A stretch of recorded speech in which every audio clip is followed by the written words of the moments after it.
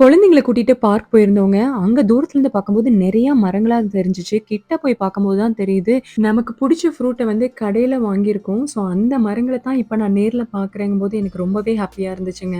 என்னென்ன மரங்கள் இருந்துச்சுன்னா, ஆப்பிளு, பேரிக்கா, ப்ளம் இந்த மாரி மரங்கள் இருந்துச்சுங்க. அதுவும் எஸ்பெஷலி ஆப்பிள் மரத்துல காய்கள் வந்து கொத்து கொத்தா காய்ச்சிருந்துச்சுங்க.